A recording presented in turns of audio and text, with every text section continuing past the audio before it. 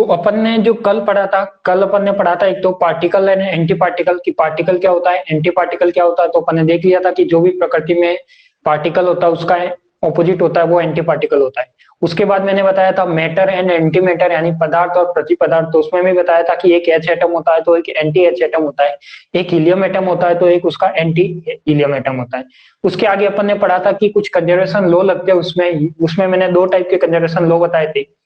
तो जो संरक्षण नियम होता है वो क्या होता है कि कोई भी अन्योन्य क्रिया के लिए मान्य होते हैं वो संरक्षण नियम कहलाते हैं। और दो नियम बताए थे, एक तो बताया था एग्जैक्ट जो सभी के लिए मान्य है, यानी 4 टाइप की इंटरेक्शन की सभी के लिए मान्य होता है, वो तो होता है एग्जैक्ट कंजर्वेशन लॉ।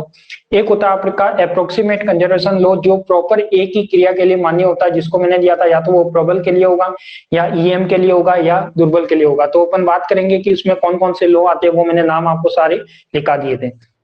उसके बाद अपन एक एक लॉ को यहाँ पे डिफाइन करते हैं कि एक एक नियम को अपन लिखते जाते हैं कि उसमें क्या क्या होता है। तो बड़े आगे,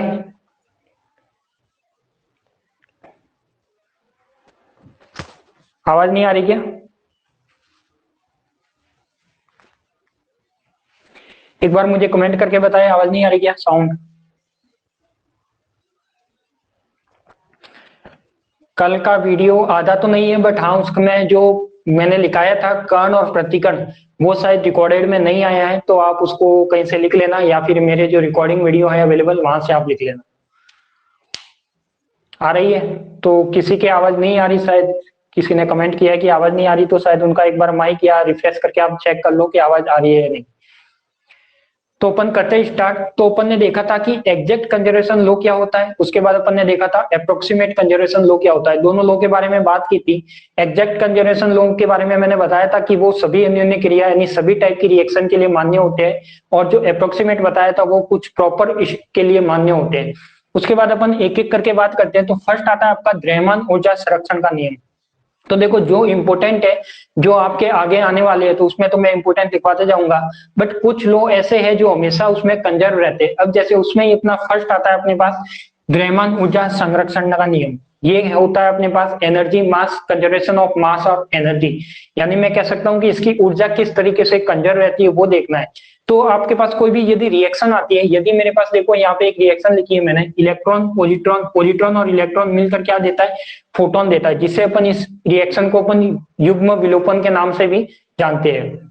इसमें क्या था आपके पास, युग्म विलोपन में होता है कि कोई भी इलेक्ट्रॉन और पॉजिट्रॉन जब एक दूसरे से क्रिया करता है, एक दूसरे से मिलता है, तो कुछ एनर्जी प्रोवाइड करवाता है। तो मैं यहाँ पे कह सकता हूँ कि इसकी एनर्जी कितनी होती है, क्लियर। तो मैं कह सकता हूँ कि देखो इसकी एनर्जी मैं लिखता हूँ तो ये क्या आती है, mec² आती है। इसकी भी एनर्जी क्या आती है, mec² आती है। और इसकी जो एनर्जी आती है वो किसके इक्वल होती है अपने पास, 2mec के इक्वल। यानी मैं कह सकता हूँ कि जब इलेक्ट्रॉन और फोटोन की जो एनर्जी, यदि मैं इसकी एनर्जी लिखूंगा तो क्या आएगा, mec²। इसकी एनर्जी लिखूंगा तो क्या आएगा, mec²। क्योंकि मैंने बताया था यदि कोई पार्टिकल होता है और कोई एंटी पार्टिकल होता है, उसका मास क्या रहता है, सेम रहता है। तो मास यहाँ पे सेम है तो यहाँ पे मास दोनों का क्या आएगा, सेम ही आएगा। और यहाँ पे क्या आ जाएगा, 2mec²। यानी यही वाली जो एनर्जी है, यदि मैं इसको टोटल ऐड करूं तो आपको यही एनर्जी मिलेगी। और जो फोटोन से अपन को जो एनर्जी मिलती है वो भी क्या मिलती है, यही मिलती है। तो इस तरीके से मैं कह सकता हूँ कि इन दोनों की एनर्जी क्या रहती है, कंजर्व रहती है। तो ये वाला जो द्रव्यमान ऊर्जा संरक्षण का नियम है ये कौन से टाइप का है, ये है आपके पास एग्जैक्ट कंजर्वेशन लॉ, जो मैंने ए पॉइंट लिखाया था, एग्जैक्ट कंजर्वेशन लॉ। तो एग्जैक्ट कंजर्वेशन लॉ का जो नियम है वो है ये वाला। अब इसमें आपको लिखना क्या है, तो इसमें देखो कुछ नियम ऐसे हैं जिसमें आपको फिक्स लाइन टू लाइन वही लिखनी है कि इस कणीय भौतिकी में अभिक्रिया से पहले अभिक्रिया के पश्चात द्रव्यमान ऊर्जा क्या रहती है, संरक्षित रहती है। तो मैं एक दो तो लिखवा देता हूँ, फिर आप बाकी के सब ऐसे के ऐसे वो लाइन लिखनी है, ठीक है। तो देखो इसमें आपको क्लियर हो गया होगा, द्रव्यमान ऊर्जा संरक्षण नियम सभी में होगा, जितने टाइप की रिएक्शन आएगी सभी में होता है, इसलिए अपन इसको बार बार चेक नहीं करते। कोई भी रिएक्शन आएगी तो इसको अपन कभी भी चेक करते नहीं है, क्योंकि ये किस में आता है, एग्जैक्ट में आता है। जो भी अपने पास अप्रोक्सीमेट वाली थी वैल्यू, उन अप्रोक्सीमेट वाली वैल्यू को सब अपन चेक करते हैं, तो वो जरूरी है, अपने लिए इंपॉर्टेंट है। तो आप फर्स्ट लगाइए कि द्रव्यमान ऊर्जा संरक्षण का नियम क्या होता है और इसके बारे में लिखिए।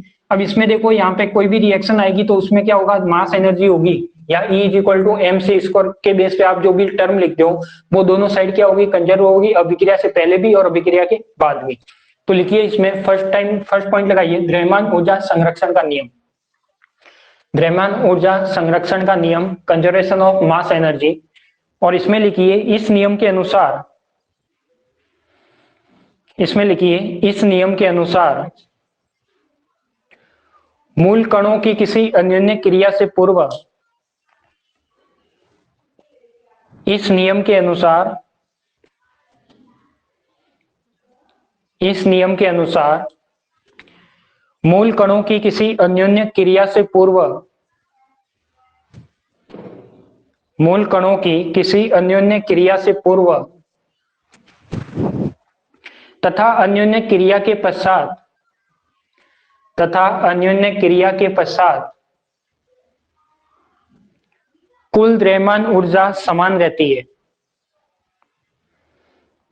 इस नियम के अनुसार मूल कणों की किसी अन्योन्य क्रिया से पूर्व तथा अन्योन्य क्रिया के पश्चात कुल द्रव्यमान ऊर्जा समान रहती है।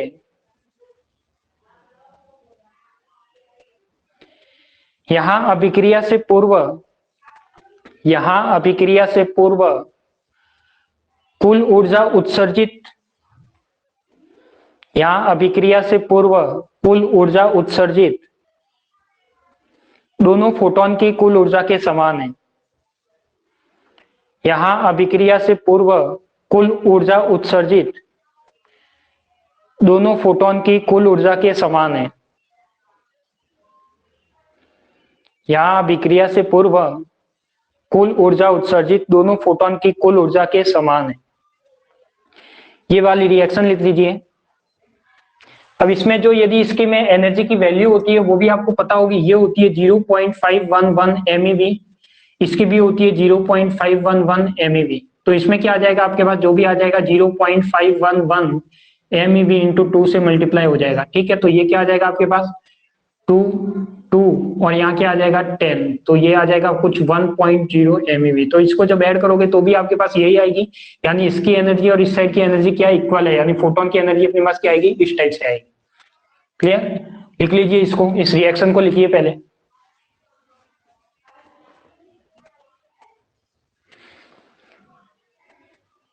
और अब देखिए आपके पास एग्जाम के लिए ज्यादा टाइम नहीं है, ज्यादा से ज्यादा 1.5 या 2 मंथ मान लो कि एग्जाम में लगभग आपको इतना ही टाइम बचा है, 1.5 से 2 मंथ। तो जो भी आप पढ़ाया जा रहा है उसको साथ साथ ही पढ़े, बाद के भरोसे ना रहे, साथ साथ ही क्लियर करते चले जो भी है।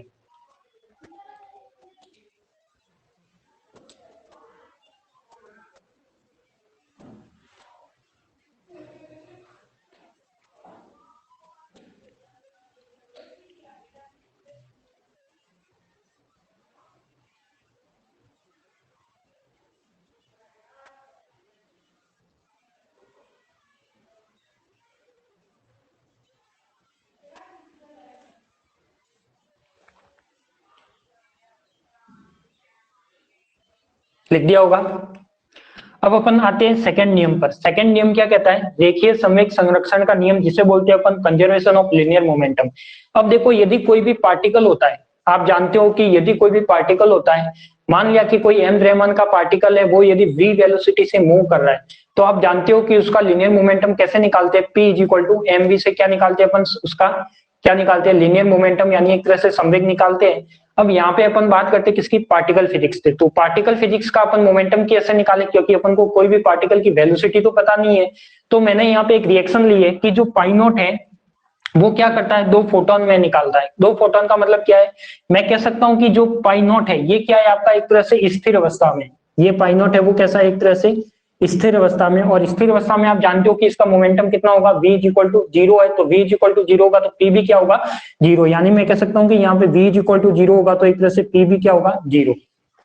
अब मैं यहाँ पे क्या कहता हूँ कि यहाँ तो जब रिएक्शन से पहले क्या था, ये रेस्ट में था, स्थिर में था, या मोमेंटम इसका लीनियर मोमेंटम कितना था, 0 था। अब मैं कहता हूं यहाँ पे क्या आ रहा है आपके पास, फोटोन आ रहा है। क्या आ रहा है, फोटोन। इस फोटोन के बारे में क्या कहूंगा, क्या ये फोटोन भी स्थिर है क्या, और आप जानते हो कि फोटोन तो कभी स्थिर हो नहीं सकते।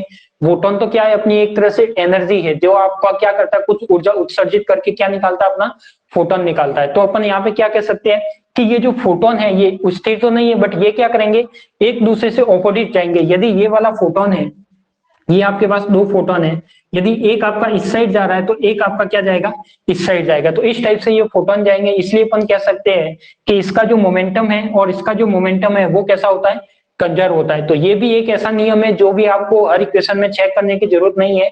आपको जो चेक करने का है वो मैं आपको बता दूंगा कि कौन कौन सा चेक करना है। तो जो भी एग्जैक्ट में अपन पढ़ रहे हैं वो एक भी चेक करने जैसे नहीं है।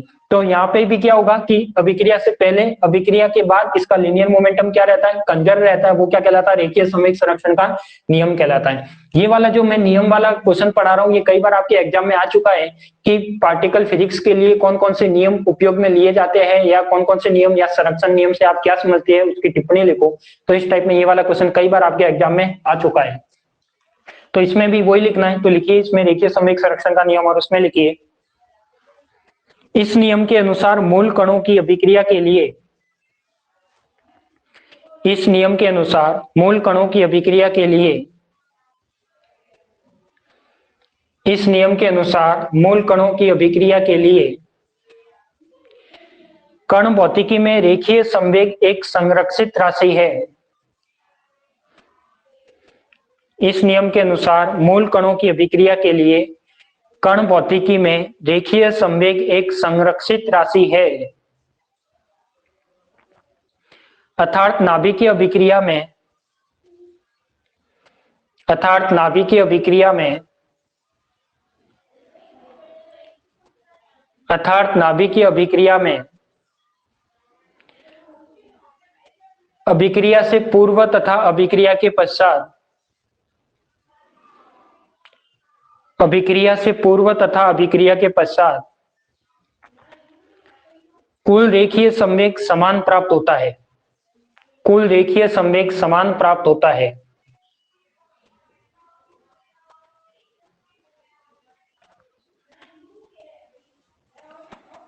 अभिक्रिया से पूर्व पाई नॉट स्थिर अवस्था में है। अभिक्रिया से पूर्व पाई नॉट स्थिर अवस्था में है तो उत्सर्जित फोटोन भी, अभिक्रिया से पूर्व पाई नॉट स्थिर अवस्था में है तो उत्सर्जित फोटोन भी एक दूसरे के, तो उत्सर्जित फोटोन भी एक दूसरे के विपरीत दिशा में जाएंगे। तो उत्सर्जित फोटोन भी एक दूसरे के विपरीत दिशा में जाएंगे।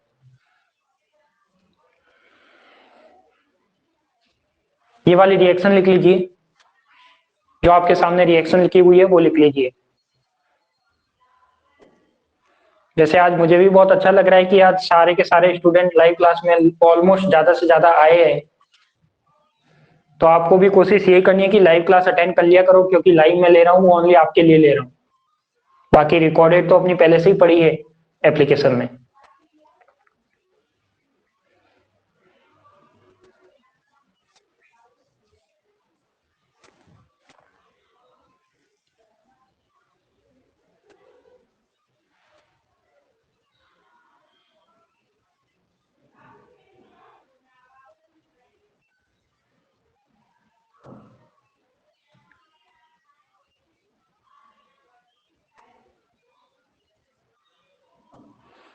थर्ड लिखिए,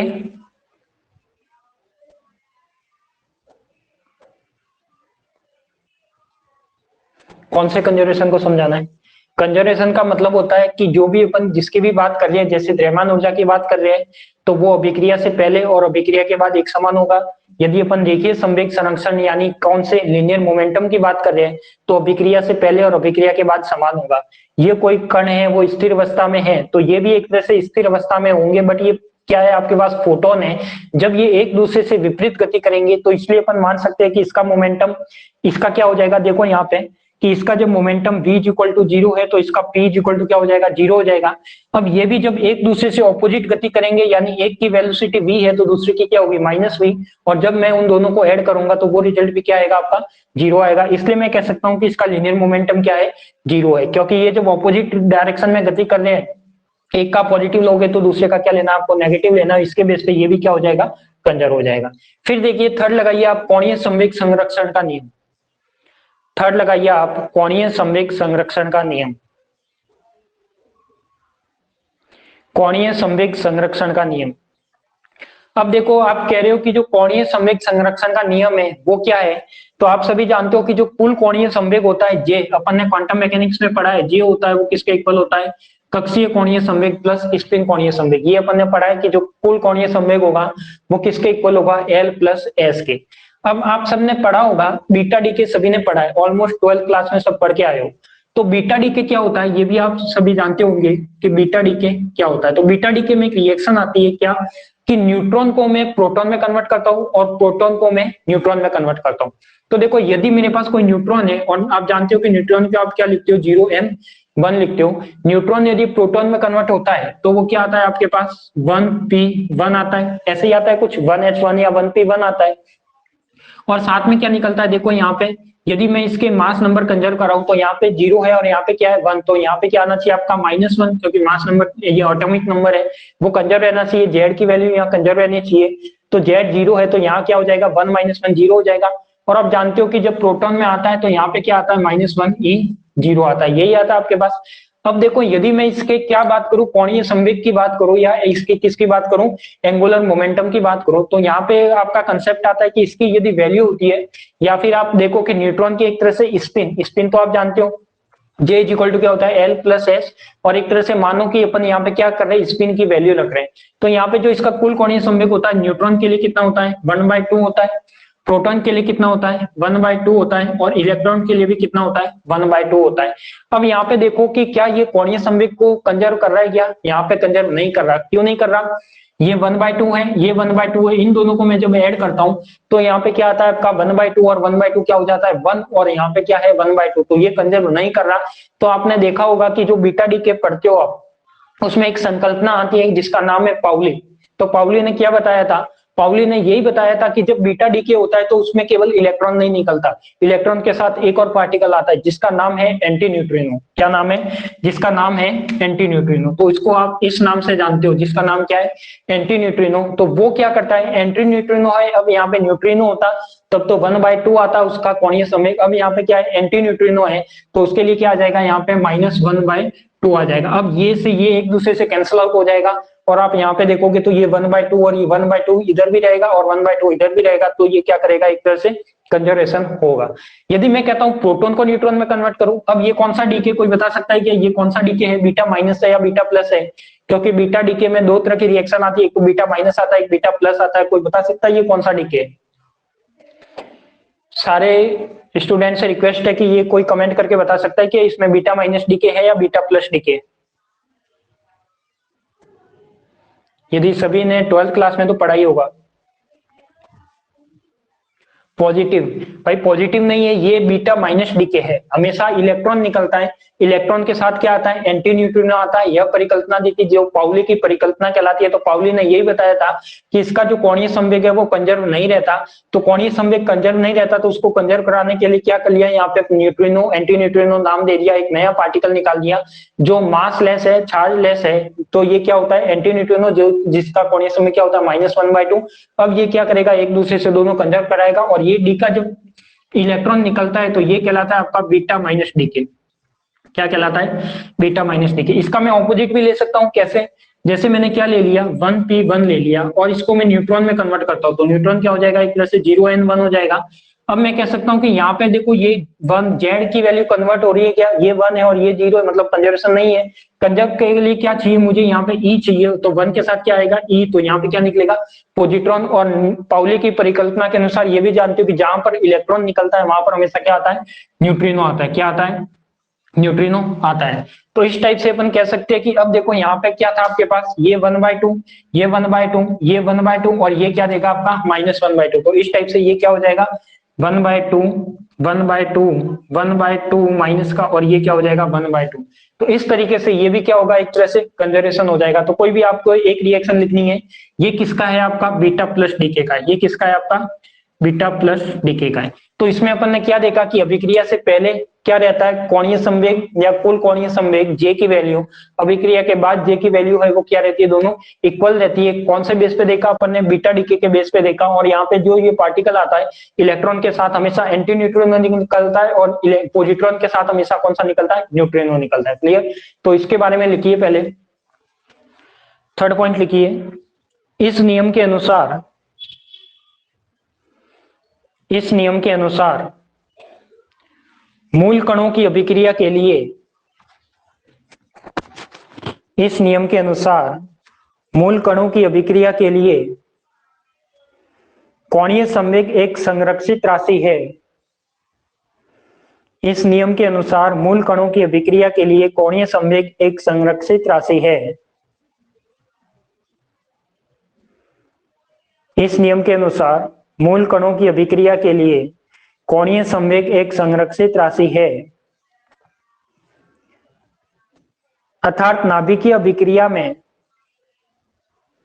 अर्थात नाभिकीय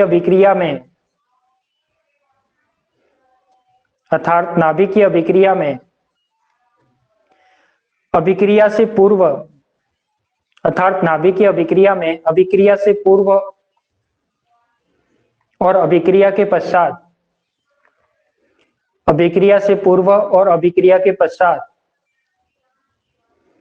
कुल कोणीय संवेग समान प्राप्त होता है। कुल कोणीय संवेग समान प्राप्त होता है। कुल कोणीय संवेग समान प्राप्त होता है। नई लाइन से लिखना, कणों के लिए कुल कोणीय संवेग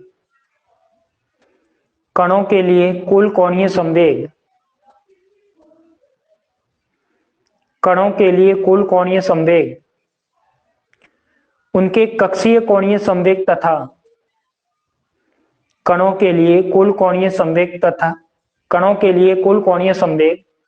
उनके कक्षीय कोणीय संवेग तथा प्रचक्रण के सदिश योग के बराबर होता है। कणों के लिए कुल कोणीय संवेग उनके कक्षीय कोणीय संवेग तथा प्रचक्रण कोणीय संवेग के सदिश योग के बराबर होता है।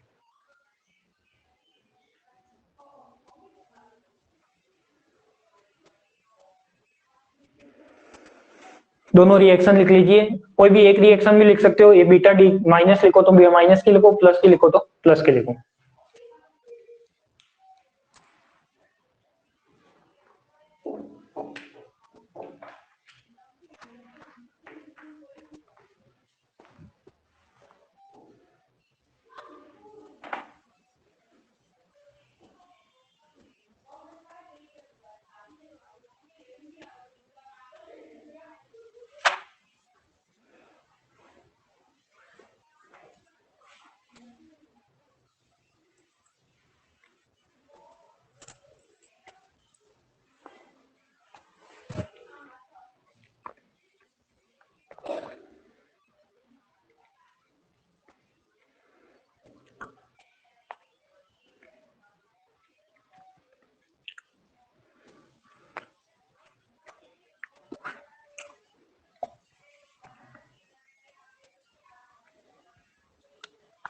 हो गया होगा।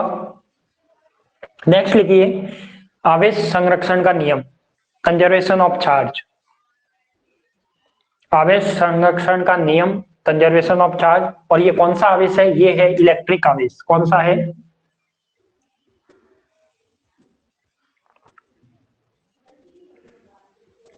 इलेक्ट्रिक आवेश। इसमें भी आपको क्या करना है, कोई ऐसी रिएक्शन लेनी है जो अभिक्रिया से पूर्व और अभिक्रिया के बाद होती है। वो क्या होती है आपके पास? यदि कोई अभिक्रिया है, मूल कण की अभिक्रिया है, अभिक्रिया से पहले का चार्ज, अभिक्रिया के बाद का चार्ज क्या होना चाहिए? कंजर्व होना चाहिए। अब देखो मैंने यहाँ पे कुछ रिएक्शन लिखी है, क्या उसका चार्ज कंजर्वेशन है या नहीं वो देखते हैं अपन। देखो यहाँ पे क्या है, पाई प्लस है, यानी यहाँ पे प्लस है तो कितना ले लू मैं? +1 ले लू इसका चार्ज।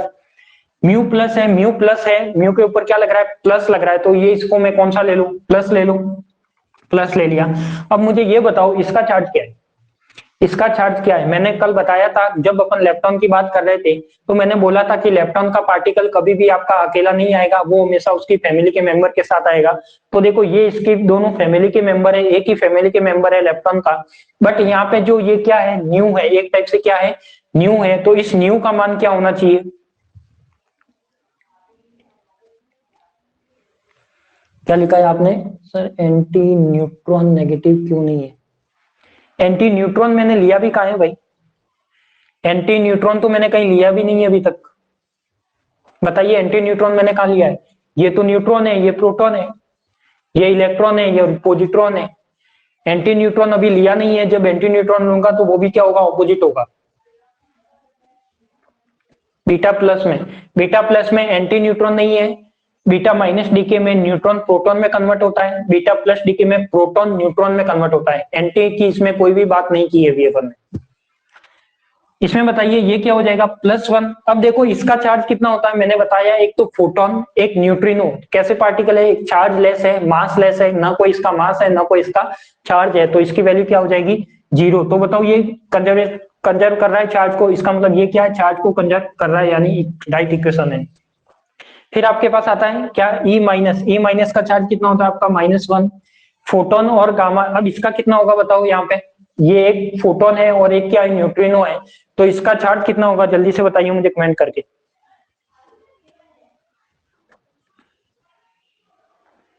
बताइए इसका चार्ज कितना है -1, इसका कितना होता है 0, फोटोन और न्यूट्रॉन का सेम होता है 0, तो ये क्या होगा आपके पास नॉट कंजर्व। क्यों, यहाँ पे -1 है, यहाँ पे टोटल क्या हो रहा है 0, तो ये क्या है रिएक्शन कंजर्व नहीं है। जब चार्ज ही कंजर्व नहीं है इसका मतलब वहां पे रिएक्शन पॉसिबल ही नहीं है।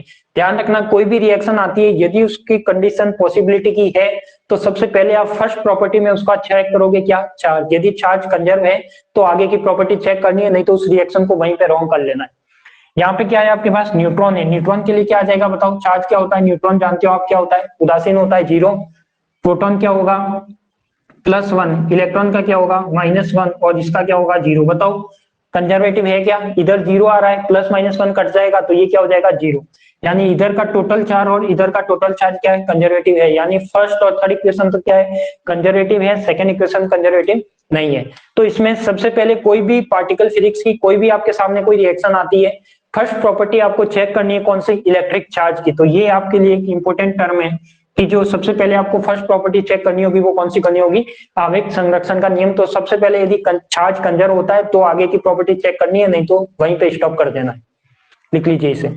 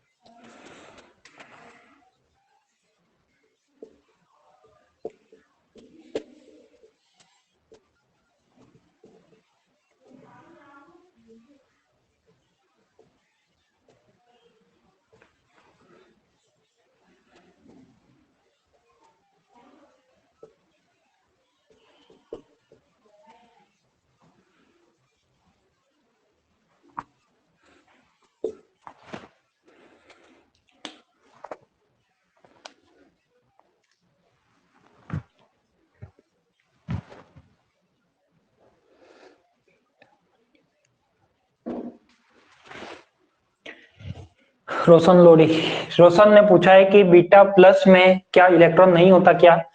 दोनों यहाँ पे दो पार्टिकल आते हैं आपके पास, एक इलेक्ट्रॉन आता है एक पॉजिट्रॉन आता है। इसका जो सिंबल होता है ZXA की फॉर्म में ये होता है -1E0, इसका होता है आपका +1E0, इसलिए ये आपका पॉजिट्रॉन होता है और ये आपका इलेक्ट्रॉन होता है। यदि आपने केमिस्ट्री पढ़ी है तो आपको ध्यान होना चाहिए इतना तो, कि आपके पास जो इलेक्ट्रॉन है वो -1E0 होगा और जो पॉजिट्रॉन है वो +1E0 होगा। प्रोटॉन को हमेशा आप इस तरीके से लिखते हो 1p1 लिखते हो, और न्यूट्रॉन को क्या लिखते हो, न्यूट्रॉन को आप लिखते हो 0n1, इस टाइप से लिखते हो। तो आपको कोई भी न्यूक्लियस हो कोई भी पार्टिकल हो उसका ZXA का मतलब क्या है, इस टर्म में आपको लिखना आना चाहिए। तो ये सारी टर्म है, इलेक्ट्रॉन को आप इस तरीके से लिखते हो, पॉजिट्रॉन को इस तरीके से लिखते हो, प्रोटॉन को इस तरीके से लिखते हो, न्यूट्रॉन को इस तरीके से लिखते हो। ये भी आप कहीं साइड में नोट कर लो, काम आएगा।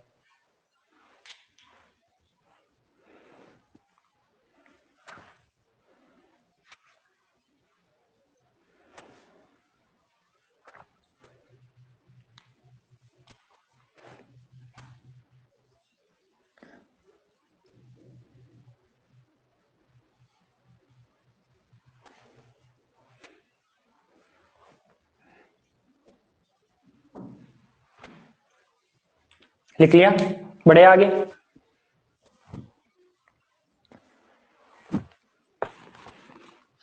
नेक्स्ट लगाओ लेप्टॉन संख्या संरक्षण का नियम, और इस पे लगा लो इंपोर्टेंट।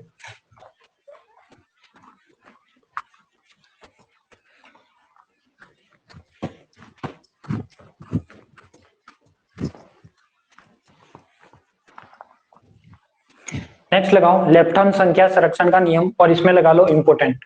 अब मैंने आपको जब लेप्टॉन के बारे में बताया था तो मैंने बताया था कि कोई भी रिएक्शन होगी तो सबसे फर्स्ट कंडीशन तो उसकी क्या है, लेप्टॉन का पार्टिकल कभी भी अकेला नहीं आएगा। क्या नहीं आएगा? लेप्टॉन का पार्टिकल कभी भी अकेला नहीं आएगा, वो हमेशा उसकी फैमिली मेंबर के साथ आएगा। अब ये लेप्टॉन है क्या, मैंने लिखा है लेप्टॉन संख्या। अब ये लेप्टॉन नंबर होता क्या है, सबसे पहले तो ये पता होना चाहिए कि लेप्टॉन नंबर क्या होता है। आपने चार्ज, कोई भी पार्टिकल आएगा उसका आप चार्ज निकाल सकते हो, देखिए संवेग, एनर्जी, ये तो सब निकाल सकते हो। अब यहाँ पे आपके पास एक टर्म आ रही है क्या, लेप्टॉन संख्या, यानी लेप्टॉन नंबर क्या होता है। अब लेप्टॉन नंबर के लिए क्या करें, लेप्टॉन नंबर के लिए अपने पास एक पार्टिकल आता है, यानी लेप्टॉन नंबर दो टाइप से आते हैं। देखो, यदि मैं कण के लिए बात करता हूं, यदि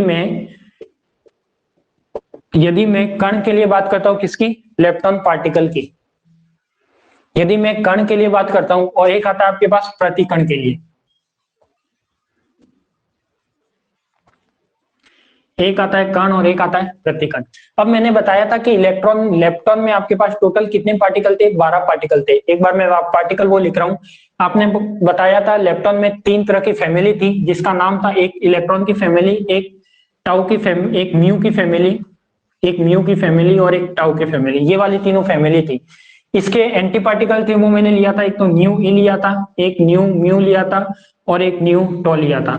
ऐसे ही एक लिया था इसका ऑपोजिट, ये लिया था मैंने ऑपोजिट, ये लिया था म्यू प्लस और ये लिया था म्यू, और ये लिया था मैंने टॉप प्लस और ये भी लिया था मैंने टॉप। इस तरीके से मैंने टोटल करके कितने पार्टिकल लिए थे, 12 पार्टिकल लिए थे, 4, 8 और 12। तो मैंने बताया था इसमें कैसे याद कैसे रखना है, वो ही, ये इसका फैमिली का मेन हेड है, इसकी वाइफ किसी को भी बना दो, चाहे इसको बना दो चाहे इसको बना दो, और इसके दो दो लड़के बना दो, तो उससे आपका बन जाएगा। तो इस तरीके से टोटल कितने, 12 पार्टिकल आपको याद रखने। अब यहाँ पे मैं वैल्यू लिख रहा हूँ, देखो इस वैल्यू को समझना। कण के लिए बात करता हूं तो सबसे पहले ये मुझे बताइए इसमें कण कौन सा है और प्रतिकण कौन सा है। आप जानते हो कि ये सारे सभी क्या है, कण है, ये क्या है आपके पास, पार्टिकल है, ये क्या है आपके पास, पार्टिकल है। इसका एंटी पार्टिकल कौन से हैं, तो एंटी पार्टिकल इसके नीचे वाले, एंटी पार्टिकल कौन से, इसके नीचे वाले, तो ये वाले सारे क्या है आपके पास, एंटी पार्टिकल है। तो मैं कह सकता हूं कि इस 12 में से 6 पार्टिकल कौन से हैं, पार्टिकल है, और 6 क्या एंटी पार्टिकल है।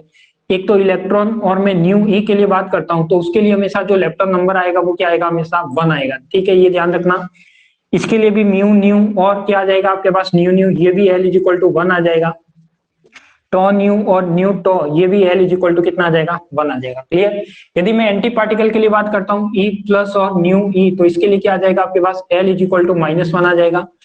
ई प्लस और न्यू इज इक्वल टू, ये भी क्या आ जाएगा, सॉरी, ये क्या आ जाएगा, म्यू प्लस, और यहाँ पे आ जाएगा म्यू, तो ये भी क्या आ जाएगा, एल इज इक्वल टू -1। और यदि टॉ प्लस करोगे, न्यू टॉ करोगे, तो ये भी कितना आ जाएगा, एल इज इक्वल टू -1। तो ये आपको ध्यान रखना है, मेन इंपोर्टेंट चीज है कि इसमें जो भी पार्टिकल थे, लेप्टॉन नंबर में टोटल 12 पार्टिकल थे, उसमें से 6 तो हो जाएंगे जिनके लेप्टॉन नंबर क्या होगा, +1 होगा, और जो एंटी पार्टिकल थे उसके मैंने क्या बताया, -1 होगा।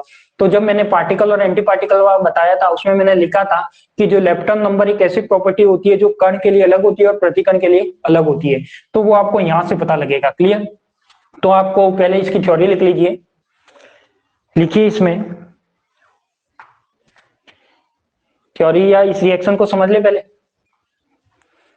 रिएक्शन समझनी हो तो समझ लो पहले, उसको तो हटा देता हूं। रिएक्शन समझ लो पहले 2-3, फिर अपन देखते हैं, ताकि आपको भी क्लियर हो जाए एक बार।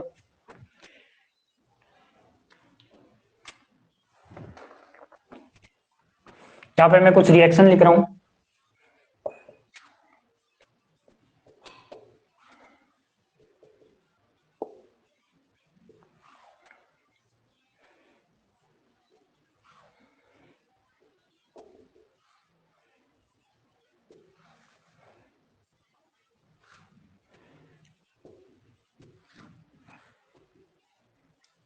ये मैंने कुछ रिएक्शन लिखी है। इसमें अपन को देखना है कि लेप्टॉन कहाँ पे कंजर है और लेप्टॉन कहाँ पे कंजर नहीं है। तो सबसे पहले तो क्या देखना है अपन में, ये अपने पास 4 रिएक्शन लिखी हुई है, 3 ये है और एक ये है। अब इन रिएक्शन में क्या देखना है कि लेप्टॉन नंबर कंजर है या नहीं है। तो देखो सबसे पहले अपन बात करते हैं किसकी, म्यू प्लस की, किसकी बात करते हैं अपन, म्यू प्लस की। तो आप सबसे पहले ये बताओ कि म्यू प्लस कितना होता है।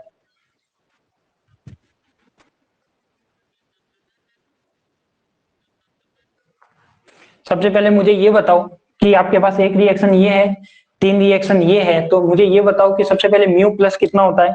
तो म्यू प्लस आपकी वैल्यू पता है कि म्यू प्लस कितना होगा हमेशा, म्यू प्लस कितना होगा आपका -1 होगा। तो म्यू प्लस तो कितना ले लिया मैंने, -1 ले लिया। फिर मैं बात करता हूँ किसकी, पोजिट्रॉन की। पोजिट्रॉन कितना है आपके पास, तो पोजिट्रॉन भी आपको पता है कि कितना है, -1। तो यहाँ पे कितना आ जाएगा, -1। ये क्या है आपका न्यू ई, न्यू ई कितना है, न्यू ई का मतलब क्या आपके पास इलेक्ट्रॉन, इलेक्ट्रॉन के साथ न्यू ई है, तो ये कितना आपका +1।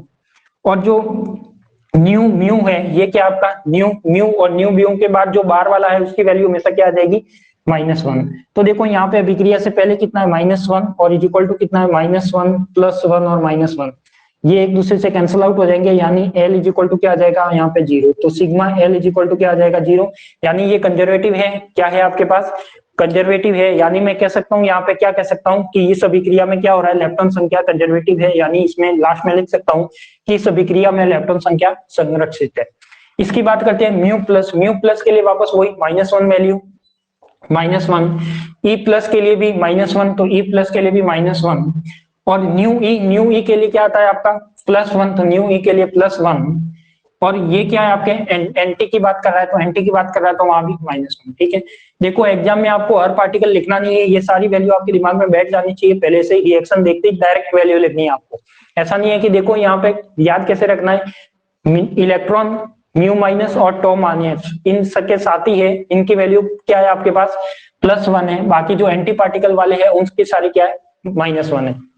यहाँ पे क्या हो जाएगा -1, देखो -1 इज इक्वल टू क्या आपके पास -1 +1 और -1, ये भी एक दूसरे से कैंसिल आउट हो रहा है।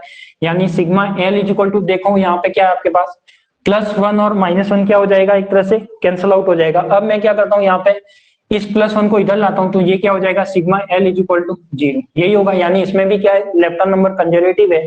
क्या लिखा है आपने,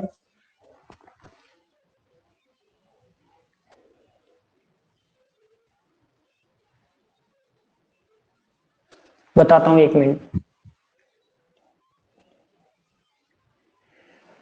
बिल्कुल सभी डाउट क्लियर करूंगा, जो भी कमेंट है आप लिख लो एक बार।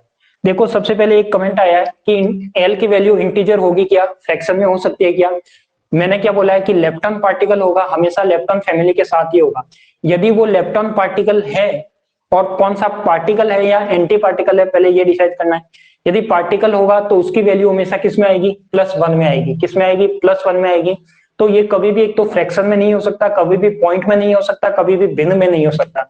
ये ओनली पूर्णांक होगा, इंटीजर की फॉर्म में ही होगा। और इंटीजर में भी इसकी 2 ही वैल्यू है, एक तो +1 है और एक -1 है, इसके अलावा इसकी कोई वैल्यू नहीं आएगी। ये यदि पार्टिकल आते हैं कण वाले, तो देखो ई माइनस म्यू माइनस टॉ माइनस इनके जो साथीदार थे वो आते हैं, तो इसमें L इज इक्वल टू 1 लेना है। जब इसका ऑपोजिट आता है तो आपको क्या लेना है, L इज इक्वल टू -1 लेना है। इसके अलावा कोई भी कंसेप्ट आपको ध्यान में नहीं रखना है।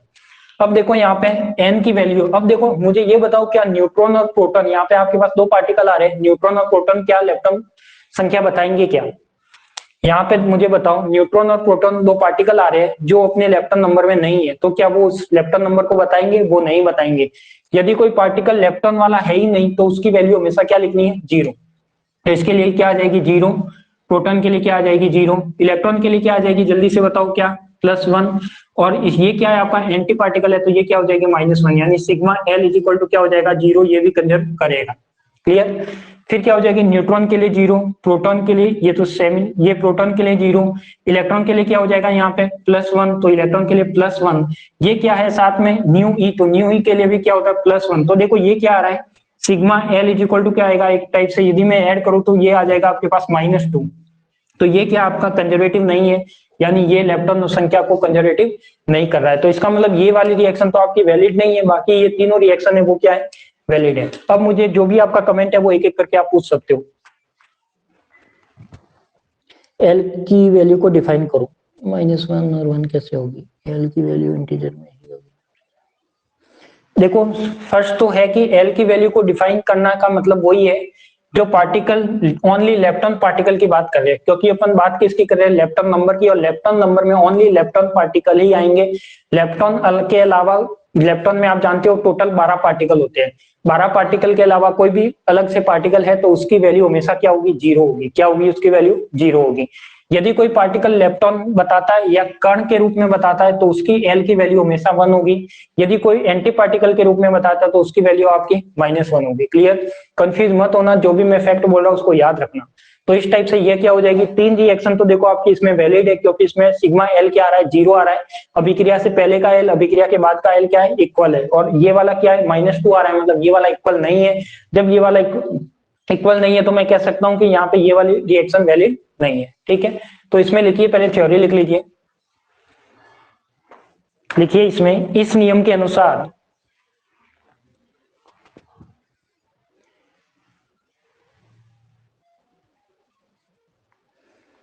क्वेश्चन की वैल्यू, क्वेश्चन आएगा वो ओनली रिएक्शन लिखी हुई आएगी। क्वेश्चन में क्या लिखा हुआ आएगा, ओनली रिएक्शन लिखी हुई आएगी। वहां पे कोई आपको कोई भी किसी भी तरह की वैल्यू नहीं दी जाएगी। तो वहां पे न्यूट्रॉन की भी वैल्यू नहीं दी जाएगी, और वो देगा तो भी न्यूट्रॉन की वैल्यू 0 ही देगा, क्योंकि न्यूट्रॉन प्रोटॉन कभी भी लेप्टॉन पार्टिकल नहीं माने जाते। लेप्टॉन पार्टिकल ओनली 12 पार्टिकल होते हैं, जो आपके सामने 12 पार्टिकल लिखे हुए वो ही पार्टिकल होते हैं जो लेप्टॉन पार्टिकल होते हैं। इसके अलावा एक भी लेप्टॉन पार्टिकल नहीं होता। इसके बीच में कॉमा भी लगा लेना। तो इसमें लिखिए,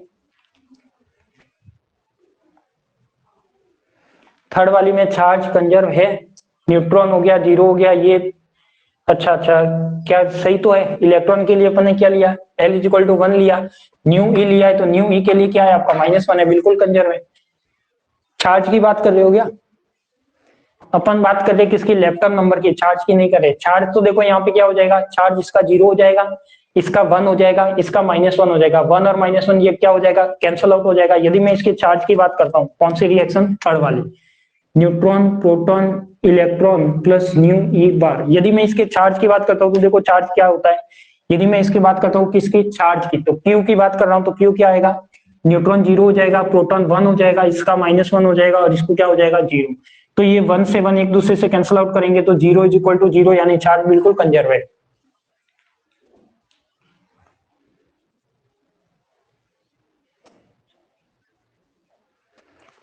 सेकेंड रिएक्शन में क्या है, सेकेंड रिएक्शन में यदि मैं चार्ज की बात करता हूँ, देखो इसमें चार्ज क्या आ जाएगा, इसका +1 आ जाएगा, इसका क्या आ जाएगा, +1 आ जाएगा। ये आपका 0 है और ये भी 0 है, बिल्कुल कंजर्व है।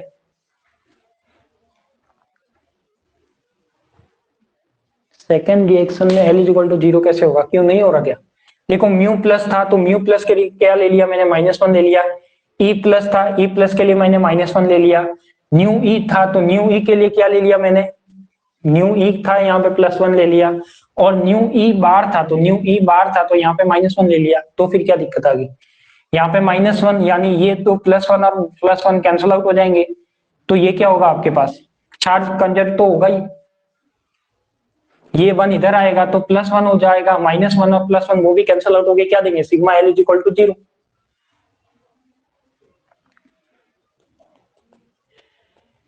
देखा कहां पे कंफ्यूज हो रहे हो। Second equation mu plus value यहां से मैच करो। म्यू प्लस की वैल्यू क्या है आपकी, -1 है, तो म्यू प्लस की वैल्यू -1 रख दी। ई प्लस की वैल्यू -1 है, -1 रख दी। न्यू ई की वैल्यू, न्यू ई आपका कहाँ है, यहाँ पे है, पार्टिकल है, तो एल की वैल्यू कितनी, +1 रख दी। न्यू ई एंटी पार्टिकल है, न्यू ई एंटी पार्टिकल है, उसकी वैल्यू मैंने -1 रख दी। जब इसमें अभिक्रिया से पहले और अभिक्रिया के बाद का देखो, तो अभिक्रिया में पहले -1 है, बाद का क्या है, -1 +1 -1, एक से एक कैंसिल आउट हो जाएगा, -1 और -1 बचेगा। ये भी आप इधर लाओगे तो -1 +1 हो जाएगा, तो वो क्या बनेगा, L इक्वल टू 0। लिखिए इसमें थ्योरी लिखिए, और भी कोई डाउट हो तो मुझे पूछ सकता है। इस नियम के अनुसार, इस नियम के अनुसार मूल कणों की अभिक्रिया के लिए, इस नियम के अनुसार मूल कणों की अभिक्रिया के लिए प्रत्येक लेप्टॉन परिवार की संख्या, इस नियम के अनुसार मूल कणों की अभिक्रिया के लिए प्रत्येक लेप्टॉन परिवार की संख्या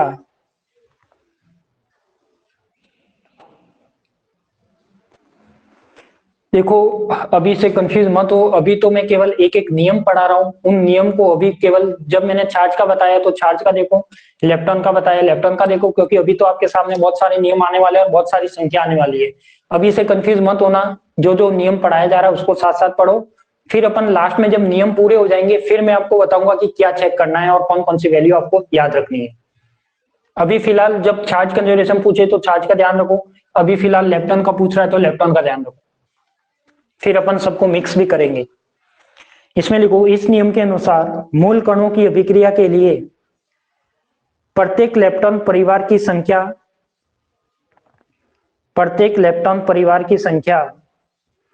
संरक्षित होनी चाहिए।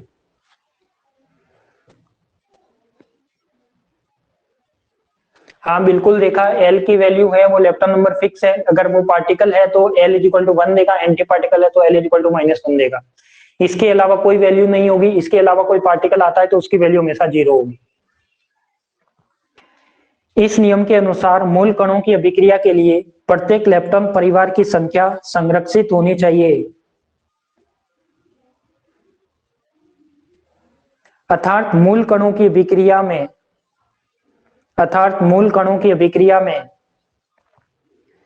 अभिक्रिया से पूर्व और अभिक्रिया के पश्चात अर्थात मूल कणों की अभिक्रिया में अभिक्रिया से पूर्व और अभिक्रिया के पश्चात लेप्टॉन परिवार की प्रत्येक संख्या समान होनी चाहिए। मूल कणों की अभिक्रियाओं में अभिक्रिया से पूर्व और अभिक्रिया के पश्चात लेप्टॉन परिवार की प्रत्येक संख्या मूल कणों की अभिक्रिया में अभिक्रिया से पूर्व और अभिक्रिया के पश्चात लेप्टॉन परिवार की प्रत्येक संख्या समान होनी चाहिए।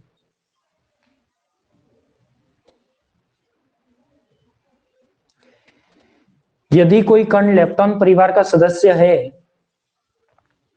यदि कोई कण लेप्टॉन परिवार का सदस्य है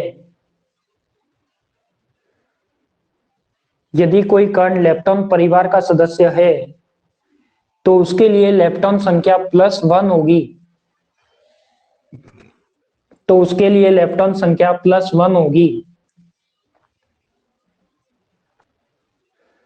तो उसके लिए लेप्टॉन संख्या +1 होगी, तथा प्रतिकण के लिए लेप्टॉन संख्या -1 होगी, तथा प्रतिकण के लिए लेप्टॉन संख्या -1 होगी।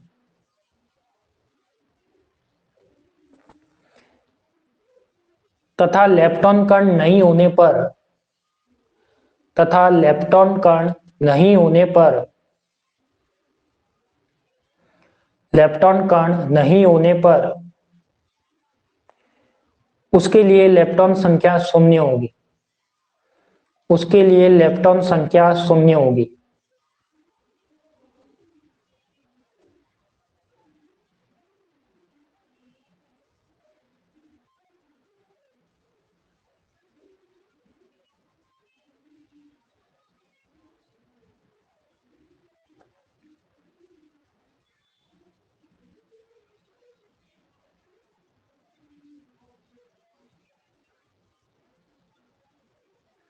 ये रिएक्शन लिख लीजिए सारी जो आपके सामने लिखी हुई है। अब इसमें देखो, ये Q की वैल्यू तो आप हटा देना, क्योंकि अभी अपन किसकी लेप्टॉन की बात कर रहे हैं।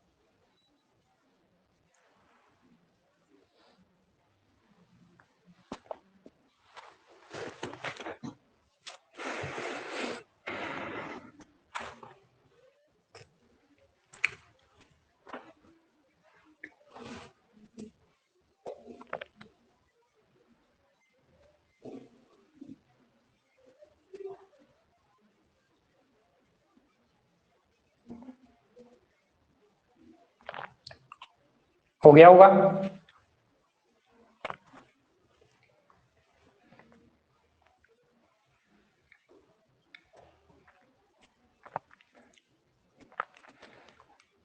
हो गया। अब देखो, अभी तो मैंने क्या बताया, केवल लेप्टॉन का संरक्षण बताया कि लेप्टॉन का संरक्षण कैसे होता है। अब एक कंसेप्ट और है, वो देखो।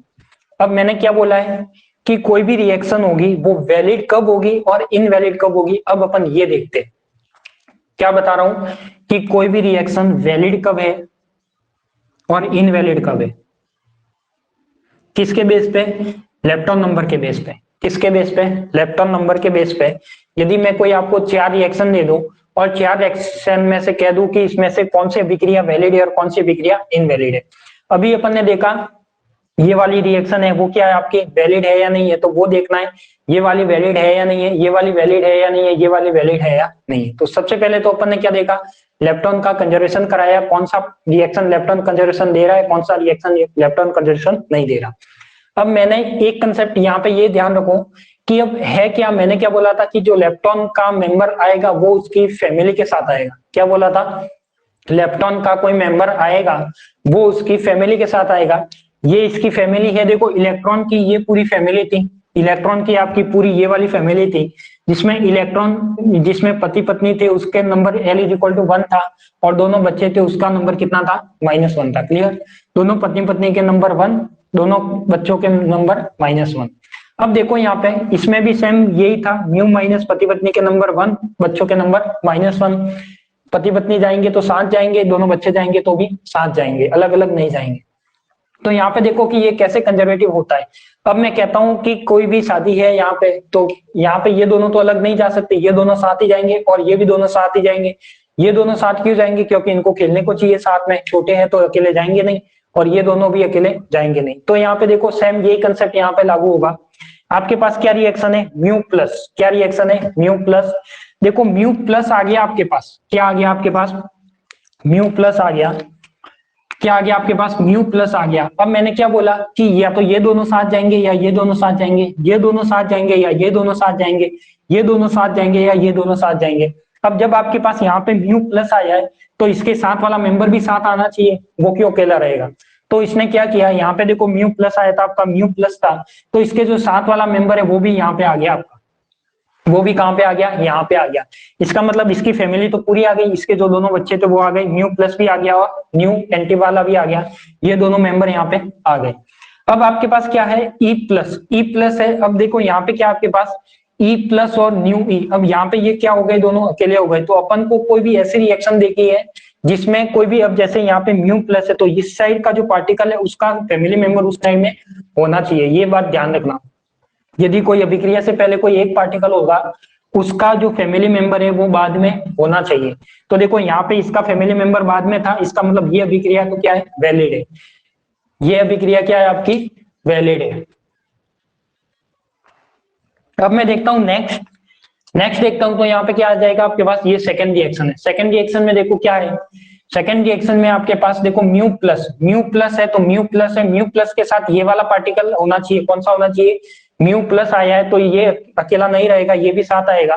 तो ये वाला पार्टिकल क्या इसके साथ है क्या, देखो इसमें कहीं दिख रहा है क्या आपका ये वाला पार्टिकल, न्यू म्यू वाला कहीं दिख रहा है क्या, नहीं दिख रहा। जब नहीं दिख रहा इसका मतलब ये वाली रिएक्शन क्या है, इनवैलिड है। मतलब ये रिएक्शन क्या है आपकी, इनवैलिड है। इनवैलिड क्यों है, इसमें देखो लेप्टॉन नंबर कंजर्व हो रहा है तो भी ये रिएक्शन कैसी है, इनवैलिड है। इसमें लेप्टॉन कंजर्वेशन हो रहा है तो भी ये क्या है, वैलिड है।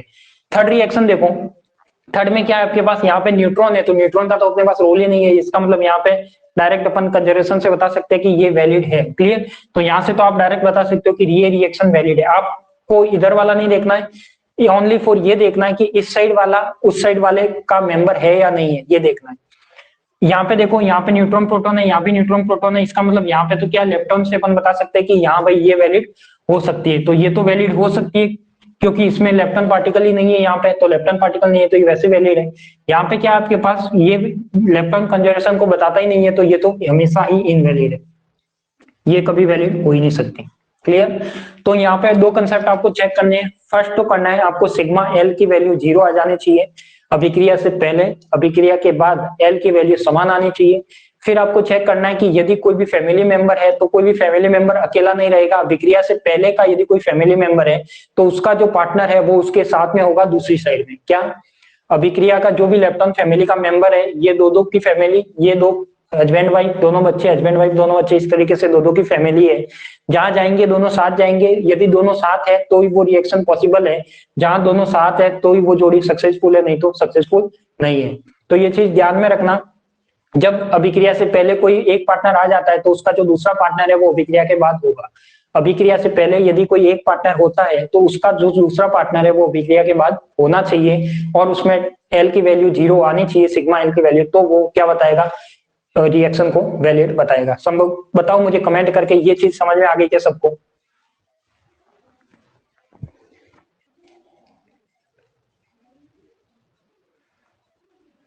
N is equal to N हो तो बिल्कुल वैलिड होगा, क्योंकि एन क्या है, लेप्टन नंबर ही नहीं है, और लेप्टन नंबर नहीं है तो वहां पे एल लेप्टन नंबर है ही नहीं, एन का न्यूट्रॉन का लेप्टन नंबर होता नहीं है, तो वहां पे 0 इज इक्वल टू 0 आएगा, तो वो तो बिल्कुल वैलिड है। अब मुझे बताओ, किसी को कुछ भी पूछना हो तो बताइए। पूछना है नहीं पूछना? अब इस सेकंड रिएक्शन की मैं एक थ्योरी लिखवा रहा हूं, उस थ्योरी को लिख लीजिए। इस रिएक्शन के लिए मैं कुछ 2 लाइन लिखवा रहा हूं, वो लिखिए कि अभिक्रिया द्वितीय में या रिएक्शन 2 में कुल लेप्टॉन संख्या संरक्षित है।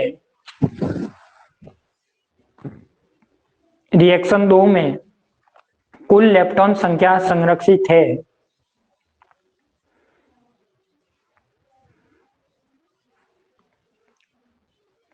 रिएक्शन 2 में कुल लेप्टॉन संख्या संरक्षित है,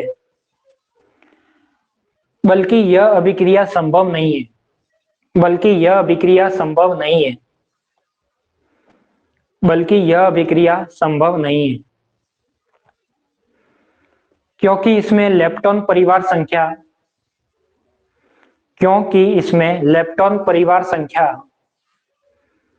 भिन्न भिन्न रूप में संरक्षित नहीं है, क्योंकि इसमें लेप्टॉन परिवार संख्या भिन्न भिन्न रूप में संरक्षित नहीं है, क्योंकि इसमें लेप्टॉन परिवार संख्या भिन्न भिन्न रूप में संरक्षित नहीं है। अर्थात इलेक्ट्रॉन लेप्टॉन संख्या,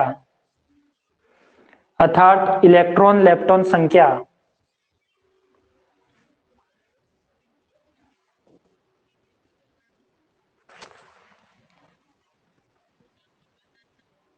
अर्थात इलेक्ट्रॉन लेप्टॉन संख्या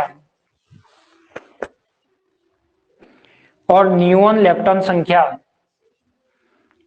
इलेक्ट्रॉन लेप्टॉन संख्या और न्यूऑन लेप्टॉन संख्या अलग अलग संरक्षित नहीं है, अलग अलग संरक्षित नहीं है।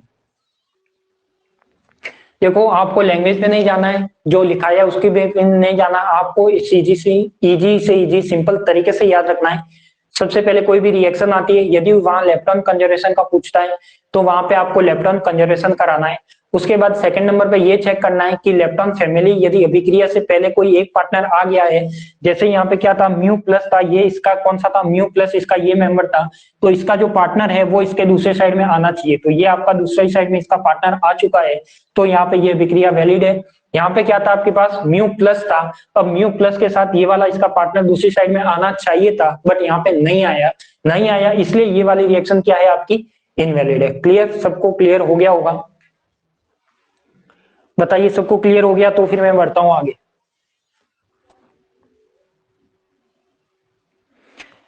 सभी को क्लियर हो गया क्या? तो मैं आगे बढ़ूं। क्लियर? चले आगे। कोई भी कंफ्यूजन नहीं रखना है, किसी भी तरह का कंफ्यूजन नहीं रखना है, कुछ भी डाउट आता है कमेंट करके पूछ सकते हो। बढ़ते हैं नेक्स्ट नियम पे। नेक्स्ट है आपका बेरियन संख्या संरक्षण का नियम।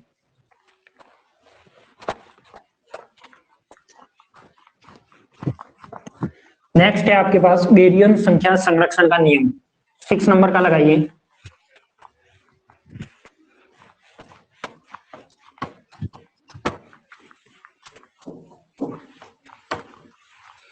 बेरियन संख्या संरक्षण का नियम।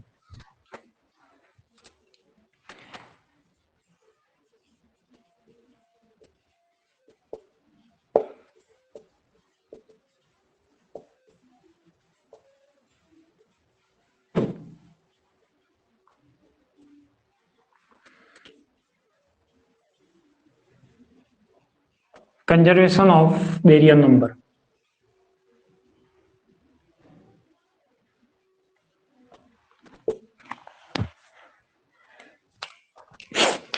इसमें भी क्या होना चाहिए, आपका जो 6 नियम है बेरियन संख्या संरक्षण का नियम की कंजर्वेशन ऑफ बेरियन नंबर। अब जैसे अपन ने लेप्टॉन कंजर्व करा लिया, वैसे ही अपन को बेरियन कंजर्व कराना है। तो फर्स्ट तो इसमें क्या बात आती है कि अभिक्रिया से पहले का बेरियन नंबर, अभिक्रिया के बाद का बेरियन नंबर क्या होना चाहिए, समान होना चाहिए। क्या होना चाहिए, अभिक्रिया के पहले का और अभिक्रिया के बाद का बेरियन नंबर समान होना चाहिए। अब आपके पास बेरियन नंबर होगा क्या, ये जितने भी अपन नंबर की बात कर रहे हैं ये सारी क्या है, एक तरह से क्वांटम नंबर है। क्या है आपके पास, सारे के सारे क्वांटम नंबर है। अब मुझे ये बताओ कि ये बेरियन नंबर होगा क्या, यहाँ पे किस पार्टिकल का बेरियन नंबर क्या होगा। तो यहाँ पे मैं कह रहा हूं कि जो भी पार्टिकल है, जो भी कण है, जो भी क्या है, कण है, फर्स्ट कंसेप्ट बता रहा हूं, जो भी कण है उनका बेरियन नंबर हमेशा 1 होगा।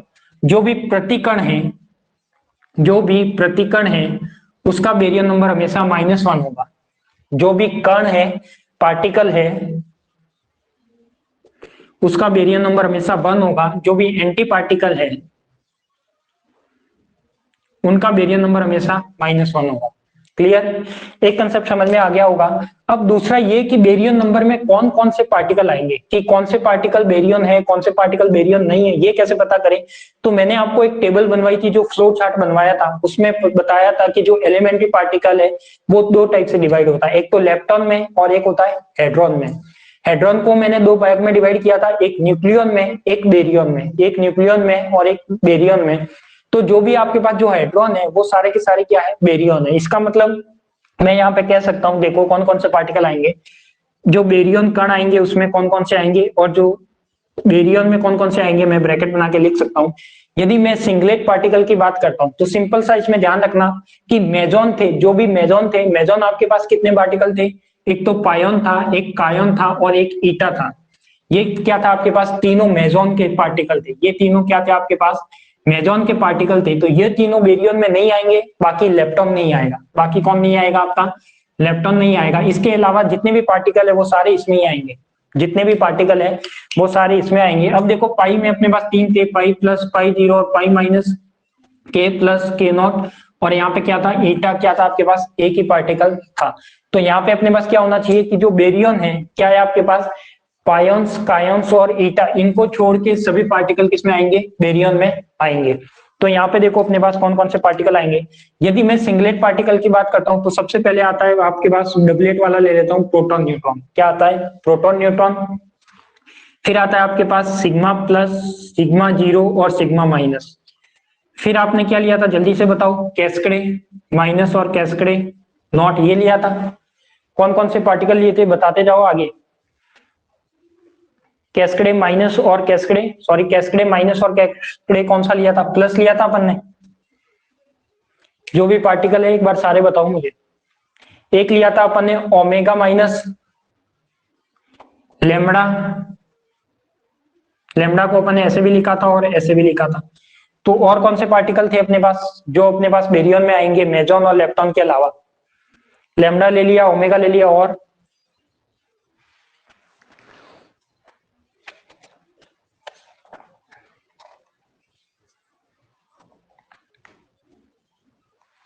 बताइए कौन से आएंगे। आ गए सभी, आ गए। इसका मतलब देखो यहाँ पे पायोन्स, कायोन्स, ईटा नहीं आएगा, ये चीज याद रखना। कैसे याद रखना है, पायोन्स, कायोन्स, ईटा, ये पार्टिकल नहीं आएंगे। एक तो मेजॉन है, ये तीनों मेजॉन होते हैं इसलिए नहीं आएंगे। एक इसमें लेप्टॉन नहीं आएगा। तो बाकी देखो यहाँ पे क्या आ गया, प्रोटॉन, न्यूट्रॉन, ये सारे क्या आ गए, ये सब किसमें है, बेरियन नंबर में। इसकी वैल्यू कितनी होगी, बी इज इक्वल टू 1 होगी। कितनी होगी। अब मैं यदि सबके एंटी पार्टिकल ले लूं, ये सारे क्या थे, कण थे। अब मैं क्या ले लूं, इनके प्रतिकण ले लूं। प्रतिकण में क्या हो जाएगा आपके पास, proton bar, neutron bar, sigma plus bar, sigma zero bar, sigma minus bar, cascade plus, cascade naught का बार आ सकता है, ओमेगा प्लस आ सकता है, या लेमडा बार। और इस टाइप से यदि कोई पार्टिकल आता है तो उन सब के बी की वैल्यू कितनी हो जाएगी आपकी, -1 हो जाएगी। उन सब के बी की वैल्यू कितनी हो जाएगी आपकी, -1 हो जाएगी। अब मैं कुछ रिएक्शन लिख रहा हूं, कुछ रिएक्शन लिख रहा हूं।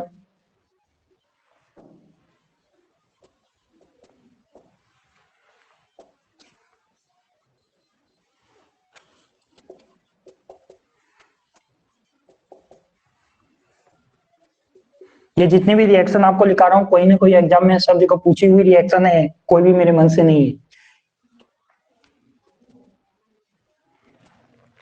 आपके पास 3 रिएक्शन लिखी हुई है। क्या लिखी हुई है? आपके पास 3 रिएक्शन लिखी हुई है। अब इसमें मुझे बताना है कि कौन कौन से में बेरियम कंजर्वेटिव है और कंजर्वेटिव नहीं है। तो सबसे पहले तो अपन बात करते हैं किसकी। देखो यहाँ पे अपन बात करते हैं सबसे पहले बेरियम नंबर की, कि जिसमें सिग्मा बी 0 होगा वो कंजर्वेटिव होगा, बाकी कंजर्वेटिव नहीं होगा। फर्स्ट इक्वेशन की बात करते हैं, लैम्डा जीरो। लैम्डा जीरो क्या है? पार्टिकल है। पार्टिकल का बेरियम नंबर कितना होता है? 1 होता है। यहाँ पे क्या आ जाएगा आपके पास? 1 आ जाएगा। प्रोटॉन है, प्रोटॉन पार्टिकल है, पार्टिकल का बेरियम नंबर कितना होता है? 1 होता है। पायोन्स, मैंने बताया था पायोन्स कायोन्स ईटा बेरियम में नहीं आते, तो ये क्या हो जाएगा? 0। लैम्डा जीरो, लैम्डा जीरो क्या आपके पास? पार्टिकल है, इसकी वैल्यू कितनी? 1।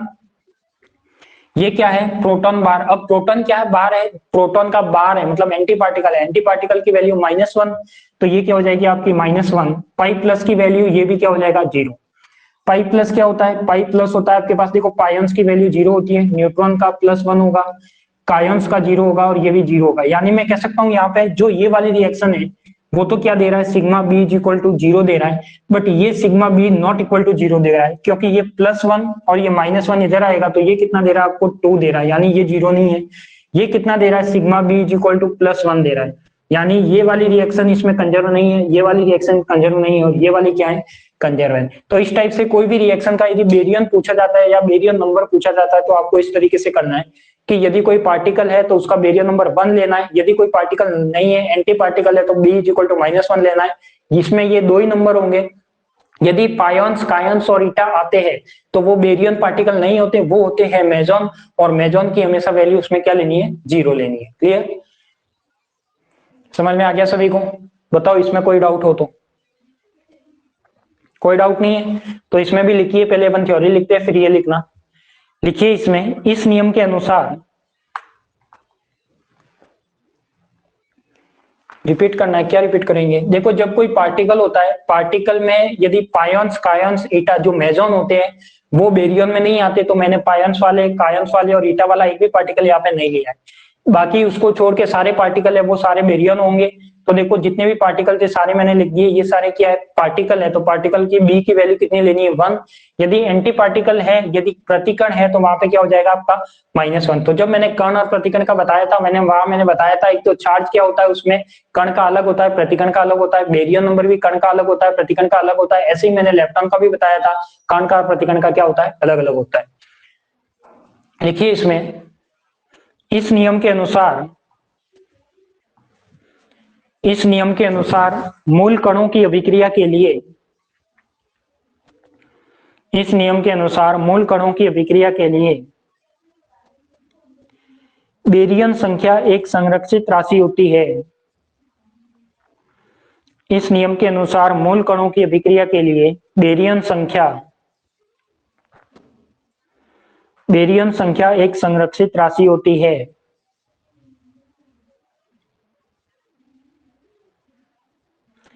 अर्थात मूल कणों की अभिक्रिया के लिए,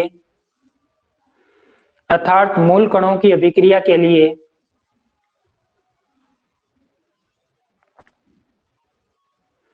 अर्थात मूल कणों की अभिक्रिया के लिए अभिक्रिया से पूर्व तथा अभिक्रिया के पश्चात, अभिक्रिया से पूर्व तथा अभिक्रिया के पश्चात कुल बेरियम संख्या समान प्राप्त होती है।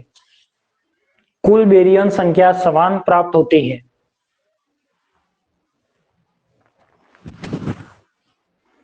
नई लाइन से लिखो,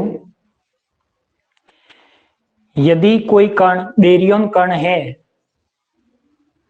यदि कोई कण बेरियम कण है,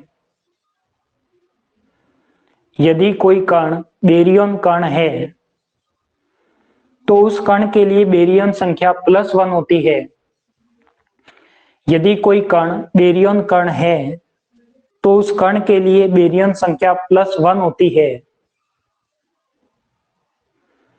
यदि कोई कण बेरियम कण है तो उस कण के लिए बेरियम संख्या +1 होती है।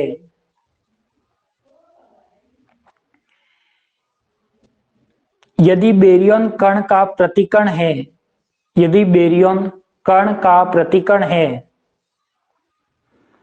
यदि बेरियम कण का प्रतिकण है, यदि बेरियन कण का प्रतिकण है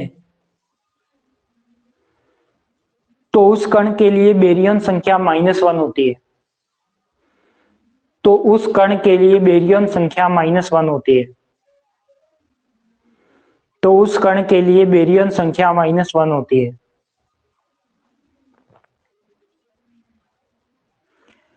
और यदि कण बेरियन कण नहीं है, और यदि कण बेरियन कण नहीं है,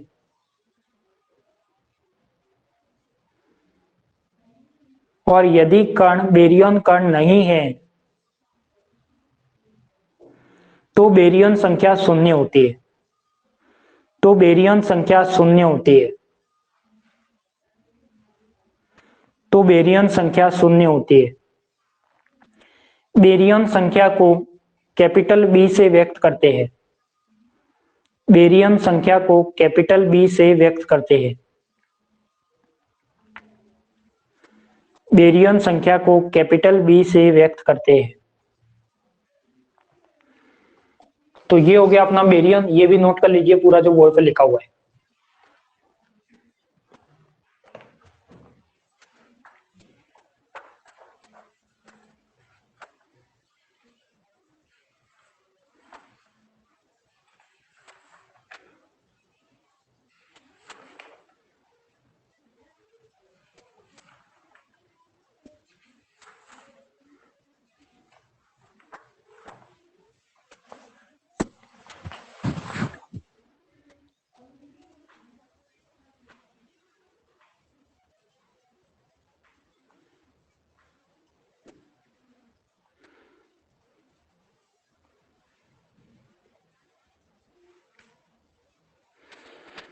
और जिन स्टूडेंट की ट्रांजैक्शन आईडी अभी मेरे तक नहीं पहुंची है, वो अभी केवल टेम्परेली ऐड किए गए हैं, तो हो सकता है कभी भी वो ट्रांजैक्शन आईडी नहीं मिलने पर रिजेक्ट कर सकता है। तो ध्यान रहे कि जिसने भी ट्रांजैक्शन आईडी अभी तक नहीं भेजी है, तो वो पेमेंट करके ट्रांजैक्शन आईडी भेज दे।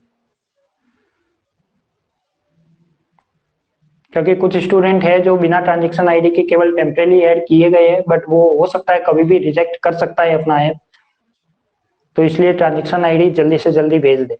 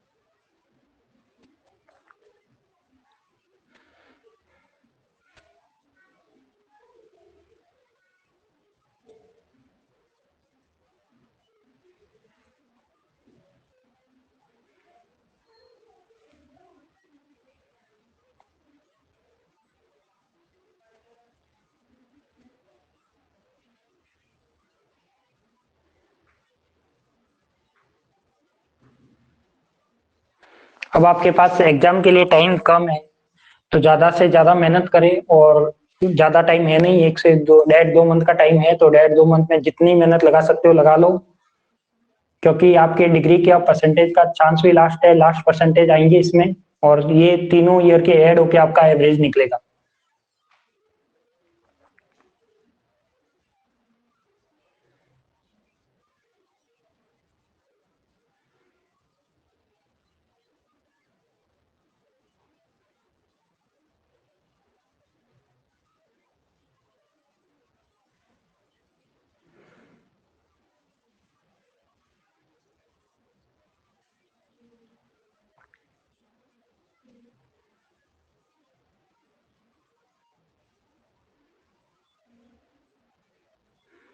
हो गया होगा।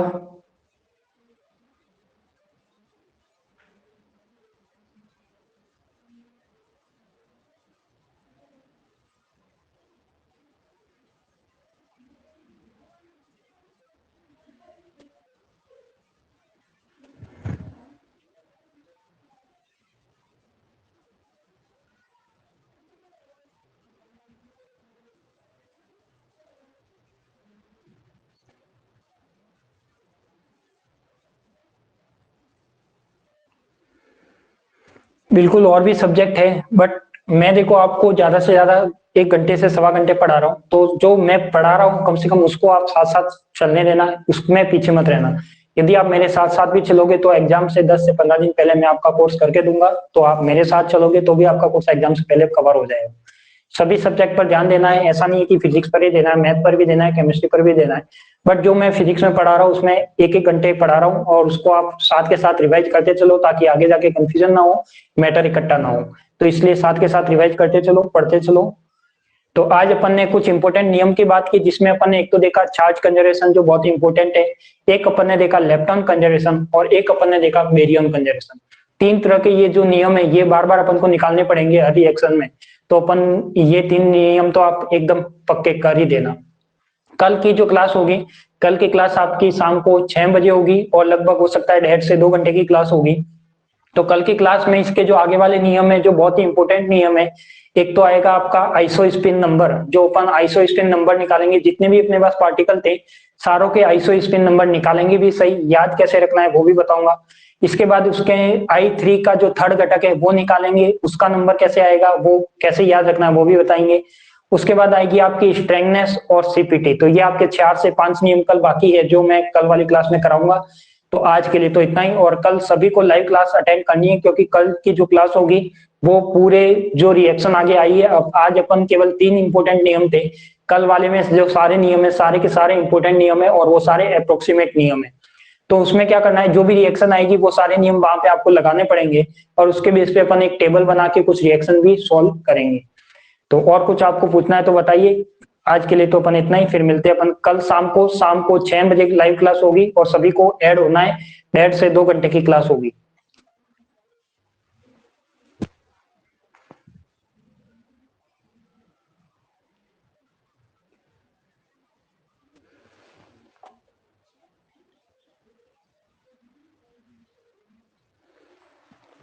प्रोटॉन न्यूट्रॉन हमेशा बेरियन में ही है, क्योंकि जो बेरियन लिया था, प्रोटॉन न्यूट्रॉन लिया था, वो मैंने बताया था कि मैंने बताया एक बेरियन और एक बताया साथ में क्या क्या बताया है, हाइप्रोन। तो मैंने बताया था कि ये भी गिना प्रोटॉन में ही जाता है, इसलिए मैंने वहां पे अपन न्यूक्लियन का लिखना भी भूल गए थे। गिना बेरियन में ही जाता है, बट इसमें मास का डिफरेंस रहता है कि जो न्यूक्लियन होता है उससे मास क्या होता है, हाइप्रोन का थोड़ा ज्यादा होता है, उसकी वजह से वो क्या कहलाता है, हाइप्रोन कहलाता है और न्यूक्लियन कहलाता है। तो न्यूक्लियन से जो मास थोड़ा ज्यादा होगा वो किसका होगा, हाइप्रोन का होगा, थोड़ा सा मास का डिफरेंस रहता है। बाकी प्रोटॉन न्यूट्रॉन भी क्या है आपके पास, बेरियन ही है। केवल और केवल इसमें बेरियन कौन से नहीं है, एक तो लेप्टॉन नहीं है, एक मेसोन नहीं है, बाकी सारे बेरियन है, ये चीज ध्यान रखना। एक तो लेप्टॉन नहीं है, एक आपके पास कौन नहीं है, मेसोन नहीं है। मेसोन और लेप्टॉन के अलावा सारे के सारे बेरियन है। क्लियर।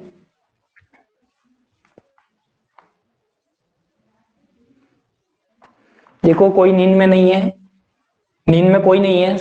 किसी को डाउट होता है, क्योंकि अभी आगे जाके बहुत सारे क्वांटम नंबर आएंगे, डाउट होता है, सबको पूछने का अधिकार है, तो आप अपना अधिकार सबके पास है, तो कोई भी जिसको भी कोई भी डाउट है पूछ सकता है मुझे कमेंट करके।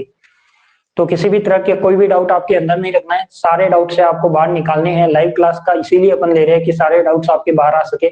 बाकी तो अपनी रिकॉर्डेड क्लास हर जगह पढ़ी, आप वहां से भी देख सकते थे। ठीक है, तो आज के लिए तो इतना ही, मिलते हैं अपन कल शाम को 6 बजे। 2 घंटे की क्लास के लिए प्रिपेयर होके आना, और कल अपन इसके आगे के नियम की बात करेंगे। और कुछ पूछना है तो बताइए मुझे।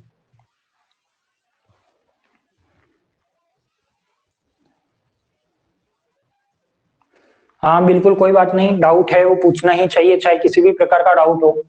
देखो एक दो टाइप के स्टूडेंट होते हैं, एक तो होता है कि डाउट होता है फिर भी वो पूछते नहीं है। वो क्यों नहीं पूछते, उनका रहता है कि क्या पता मैं पूछ लूं और इतना इजी डाउट होगा तो हमारी हिंदी हो जाएगी, इंसल्ट हो जाएगी। ऐसा कुछ नहीं होता। आप भी स्टूडेंट हो, जो बाकी पढ़ रहे हैं वो भी सारे स्टूडेंट है, हो सकता है किसी को डाउट हो किसी को नहीं हो। यदि आप डाउट पूछोगे तब तो क्लियर हो जाएगा, और यदि आप इसी शंका में रहोगे कि नहीं मेरी इंसल्ट होगी, डाउट नहीं पूछना है, तो आप हमेशा वो डाउट आपका जिंदगी भर का डाउट रह जाएगा। तो इसीलिए आपको वो एग्जाम में भी फिर वो डाउट बार बार आएगा कि नहीं मैंने पूछा होता तो ठीक रहता। इसलिए जो भी डाउट आता है, किसी भी प्रकार का डाउट है, इजी है हार्ड है कुछ भी है, सब कुछ आप पूछ सकते हो, कोई दिक्कत वाली बात है नहीं। जो भी डाउट होगा आपका क्लियर किया जाएगा।